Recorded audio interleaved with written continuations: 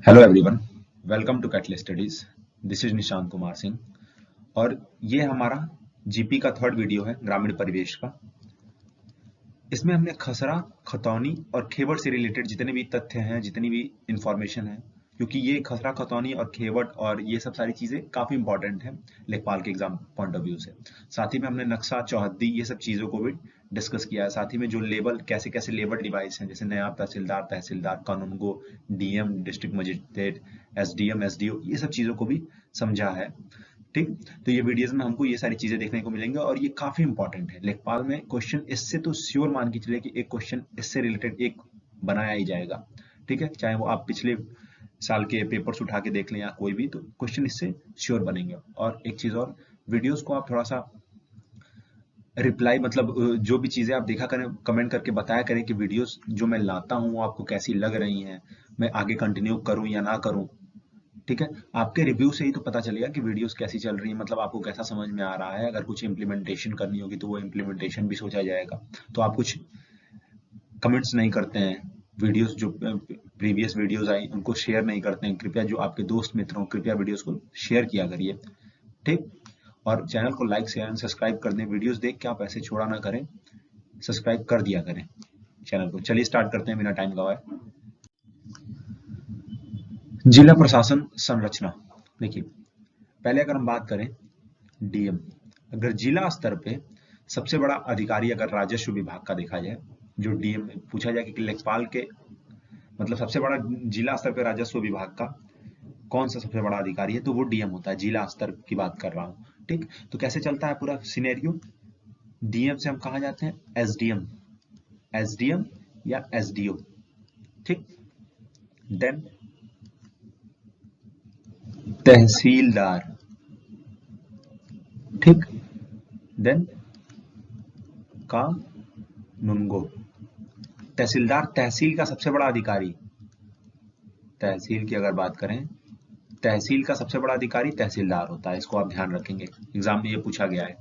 ठीक, तहसील लेवल पे। And then कानूनगो के बाद आता है पटवारी, पटवारी या आप लेखपाल कहिए। और पटवारी शब्द को बदल के लेखपाल कब किया गया था, चौधरी चरण सिंह के सरकार के समय। ठीक, तो ये हमारा कुछ संरचना था। इससे भी क्वेश्चन आते हैं, तो इसको आप देख लें, जिला स्तर पे कौन होता है, तहसील लेवल पे कौन है, कैसे कैसे ये मतलब स्तर डिवाइड है। ठीक है, तो चलिए स्टार्ट करते हैं। तहसीलदार भू राजस्व से संबंधित मुकदमों का निर्णय भी करता है। बिल्कुल, तहसीलदार तहसील दिवस के दिन हमारे भू राजस्व से जितने भी रिलेटेड वो होते हैं, जैसे तथ्य प्रॉब्लम होते हैं, उसको हम डिस्कस करते हैं, उसका हम समाधान करते हैं। कानूनगो या राजस्व निरीक्षक खसरा और खतौनी का निरीक्षक भूलेख निरीक्षक होता है। बिल्कुल, खसरा और जो खतौनी हमारी बनती है, जो लेखपाल बनाता है, उसका ये निरीक्षण करता है कानूनगो। यह लेखपाल या पटवारी के कार्यों का पर्यवेक्षण भी करता है। बिल्कुल, कानूनगो जो होता है लेखपाल और पटवारी का कार्यों का, कैसे कार्य चल रहे हैं उसका निरीक्षण भी करता है कि लेखपाल अपने कटक में मतलब कैसा कार्य कर रहा है। लेखपाल या पटवारी अपने कार्य क्षेत्र में आने वाली भूमि के खसरा एवं खतौनी लेख तैयार करते हैं। ये याद रखेंगे, खसरा और खतौनी कौन तैयार करता है, खसरा और खतौनी लेखपाल तैयार करता है। ठीक, इसको आप ध्यान रखेंगे।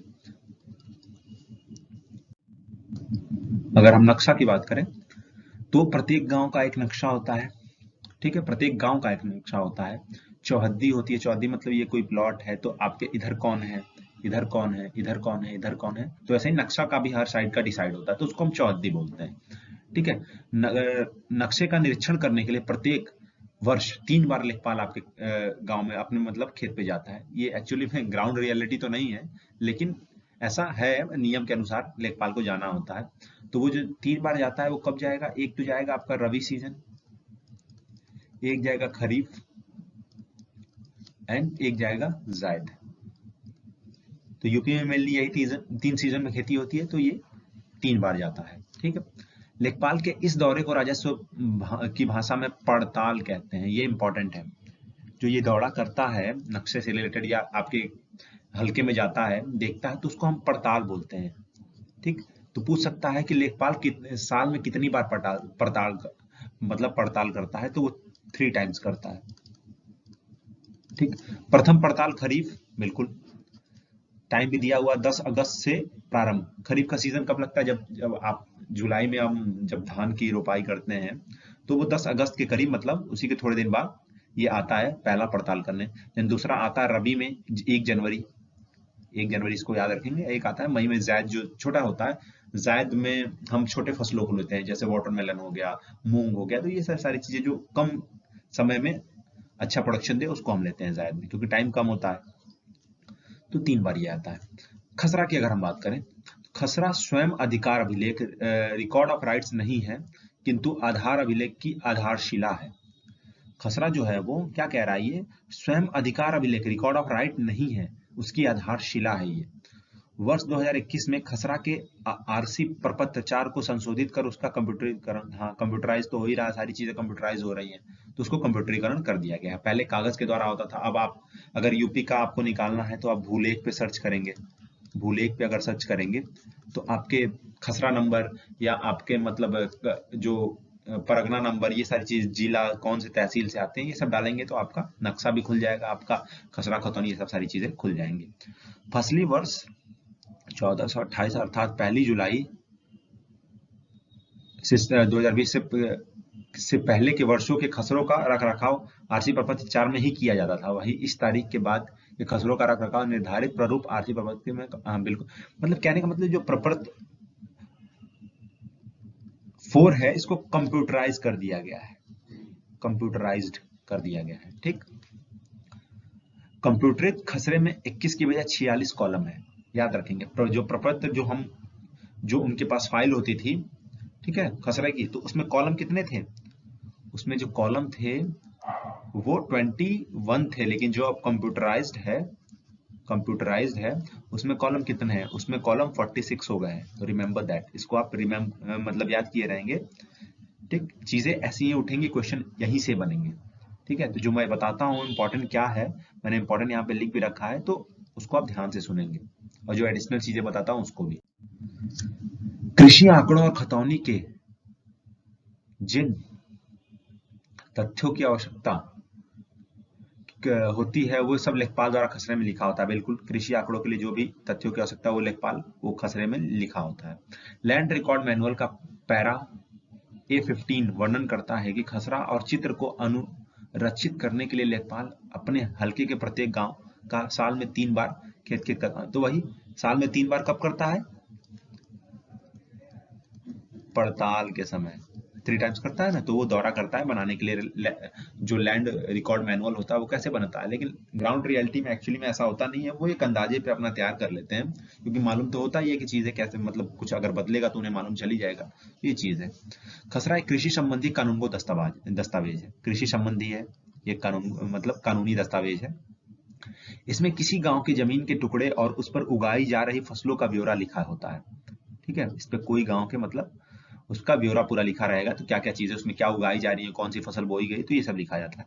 इसका प्रयोग एक सजरा नामक दस्तावेज के साथ किया जाता है। सजरा, इसका प्रयोग सजरा नामक दस्तावेज, याद रखेंगे, सजरा उसका नाम है जिसके साथ इसका प्रयोग किया जाता है, जिसमें पूरी गांव का नक्शा होता है, जो उस गांव की सभी भूमिया पट्टियों की परिभाषा देता है। बिल्कुल, इन पट्टियों का ब्यौरा ही खसरों में होता है, इन पट्टियों का जो ब्यौरा होता है वो खसरा में होता है। पारंपरिक रूप से खसरा में हर खेत और उसके क्षेत्रफल, उसके मालिक का और उस पर काम करने वाले कृषकों, उसके और उसकी फसलों का, उसकी मिट्टी के प्रकार एवं उस पर वृक्षों का विवरण होता है। ये सारी चीजें भी खसरा में होती हैं। यह हर साल निवृत्त रिन्यू होता है, एवरी ईयर। रिन्यूअल जो खसरा का होता है, रिन्यूअल जो होता है वो एवरी ईयर होता है। तो पूछ सकता है कि खसरा कितने साल में रिन्यू होता है, तो 6 महीने आपको दे देगा, क्वार्टरली दे देगा आपको, ठीक है, हाफ ईयरली दे देगा, तो 1 साल में। इसको याद रखेंगे। सजरा को गांव का नक्शा भी कहा जाता है।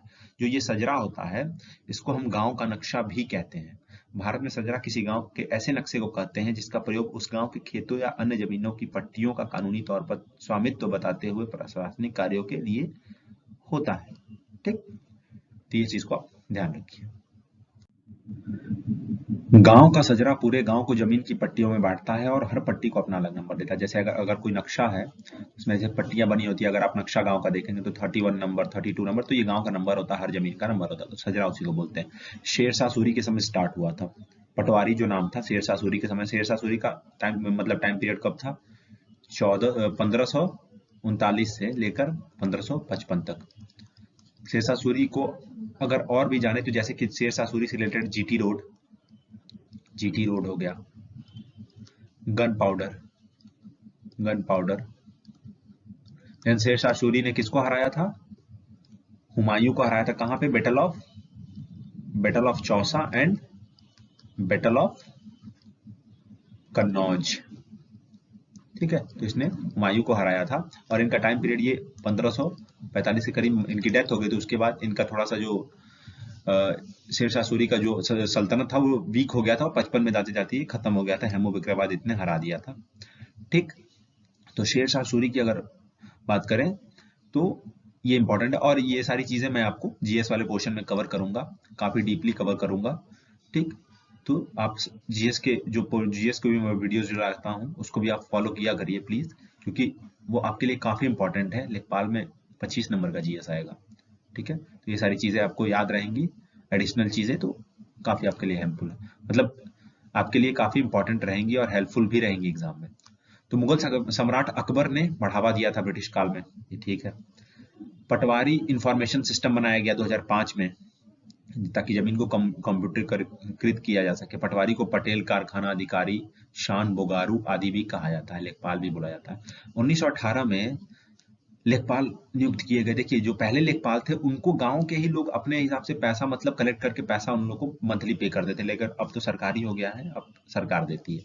तो उत्तर प्रदेश में सरकारी पटवारी पद को चौधरी चरण सिंह के जमाने में ही समाप्त कर लेखपाल कर दिया गया था। बिल्कुल सही है। ठीक, खतौनी की अगर बात करें तो यह शब्द उत्तर प्रदेश भू राजस्व अधिनियम में वर्णित नहीं है, इसको आप ध्यान रखेंगे, किंतु अधिनियम में वार्षिक रजिस्टर, एनुअल रजिस्टर नामक जो कागजात धारा 33 में वर्णित, तो वही खतौनी के नाम से जाना जाता है। जो एनुअल रजिस्टर है, इसको याद रखेंगे, एनुअल रजिस्टर जो है उत्तर प्रदेश भू राजस्व अधिनियम में, उसी को हम लोग खतौनी के नाम से जानते हैं, खतौनी। ठीक है, खतौनी के नाम से उसी को हम जानते हैं। ठीक, धारा 33 में ये वर्णित है। अगर गांव के खसरों को प्रयोग करके किसी एक व्यक्ति या परिवार की जमीनों की सूची बनाई जाए तो उसे खतौनी कहते हैं। समझे? जब गांव के खसरों को प्रयोग करके किसी एक व्यक्ति की हम जमीनों की सूची बनाए, किसी एक व्यक्ति की प्रॉपर कहाँ जमीन है, कहाँ कहाँ पे आपकी, जैसे मेरे नाम से अगर 5 जगह जमीन है, ठीक है, इस जगह उस जगह, तो वो एक ही कागज में रहेगा आपका। ठीक, तो उसको खतौनी बोलते हैं। इसे हर 6 साल पर एवरी खतौनी को हम एवरी 6 ईयर में हमको रिन्यू करते हैं और खसरा को हम एवरी ईयर रिन्यू करते थे। ठीक है, यानी किसी व्यक्ति पर परिवार के सभी खसरों की सूची उस व्यक्ति की खतौनी में होती है। बिल्कुल, इनमें 14 खाने होते हैं, 14 कॉलम होते हैं। ठीक है, इसको भी आप ध्यान रखेंगे। उसमें कितने थे? पुराने वाले प्रपत्र में खसरा के 21 थे और जो नौ कंप्यूटरीकृत वाले में 42 हो गए, दुगने हो गए। इनमें जोतदार का वर्णन होता है, हैसियत, भूमि धारणा। जोतदार जो होते हैं, हमारे नाम है तो हमारा नाम रहेगा, हमारी कितनी जमीनें हैं, ठीक है, हमने कुछ लोन तो नहीं ले रखा है बैंकों से, तो वो भी उसमें वर्णित रहता है खतौनी में। Least of boundary and survey marks, इस अभिलेख में सीमा और बंदोबस्त चिन्हों का वर्णन होता है। जो चिन्ह, जैसे हम अगर कोई नक्शा है तो उसमें जो चिन्ह होते हैं, तो ये पॉन्ड का चिन्ह है, फिर दिया रहेगा कि ये ऐसा कुछ हो जाएगा, ये ग्राउंड का चिन्ह है, ये ऐसा कुछ है, ये ट्रैक का चिन्ह, तो ये सारी list of boundary and survey marks में होती है। कागजात किसी विवादग्रस्त भूमि या विवाद को निपटाने में पर्याप्त मदद करते हैं। बिल्कुल सही है। यह कागजात खसरा में ही नत्थी रहता है, खसरा में इसको नत्थी रहता है। दिनचर्या, बही, diary, land record manual para 47 के अनुसार लेखपाल अपने हल्का भर के लिए एक डायरी रखेगा। मतलब लेखपाल एक डायरी रखता है जिसको दिनचर्या बही और डायरी भी बोलते हैं, दिनचर्या बही बोला जाता है। ठीक है, डायरी एक ऐसा रजिस्टर जिसमें लेखपाल के कर्तव्यों से संबंधित दिन प्रतिदिन के कार्यों का वर्णन, वो प्रतिदिन उस डायरी में अपने कार्यों का वर्णन लिखता है। ठीक है, इस डायरी में 1 अगस्त से 31 जुलाई की अवधि में हुए कार्यों का ब्यौरा होता है। 1 अगस्त से लेकर 31 जुलाई। ठीक, इसको आप समझ रहे हैं? 1 अगस्त से स्टार्ट होता है और 31 जुलाई तक 1 साल का पूरा ब्यौरा होता है। ये टाइम पीरियड समझ लीजिए कि दिनचर्या में कब से कब तक वो मतलब लिखता है। ठीक,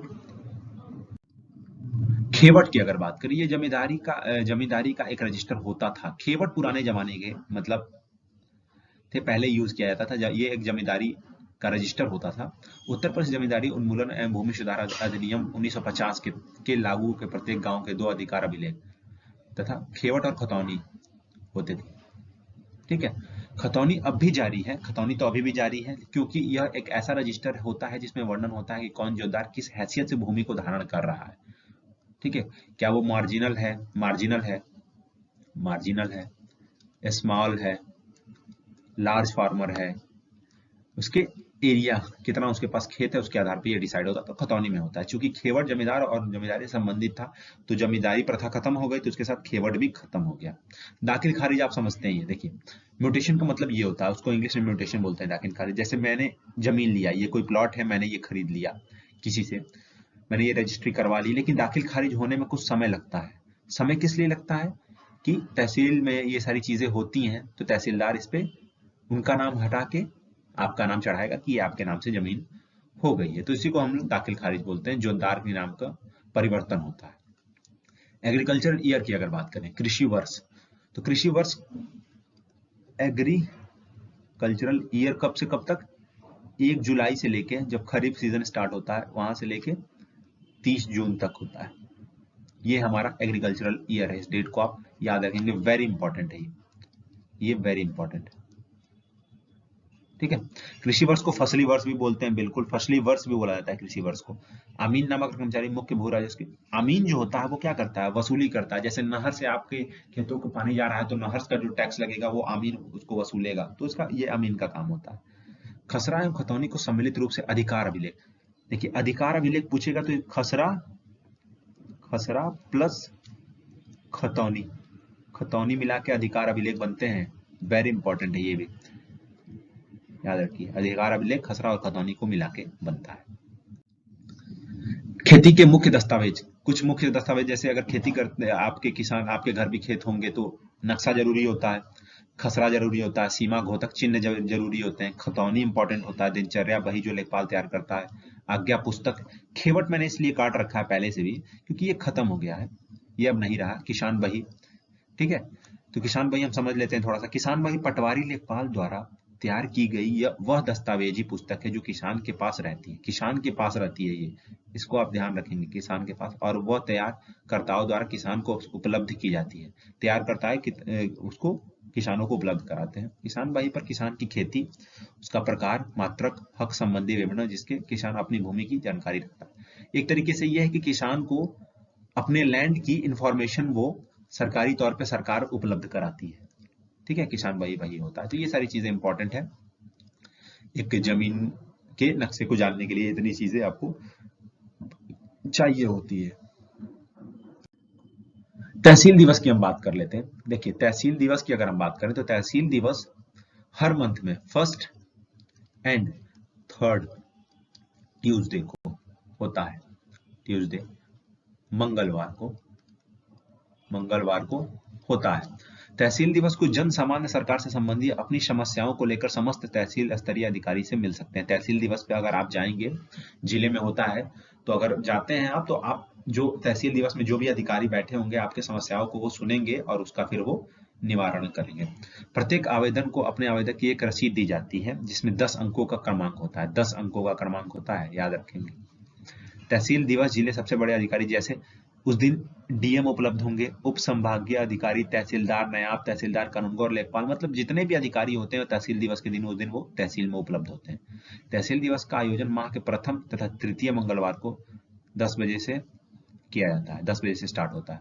1st and 3rd Tuesday her month को होता है ये। थाना दिवस पर एक थाना दिवस भी होता है। थाना दिवस पे सभी बड़े अधिकारी जैसे कि पुलिस अधीक्षक, उपाधीक्षक, दरोगा तथा यदि राजस्व आदि के मामले हो तो संभागीय अधिकारी व तहसीलदार भी थाने में उपस्थित रहते हैं। तो थाना दिवस के दिन भी सारे जो होते हैं वो इम्पोर्टेंट होते हैं, मतलब उपलब्ध होते हैं। ठीक है, तो ये था हमारा आज का वीडियो। ये वीडियो था ये आपके लिए काफी इंपॉर्टेंट है।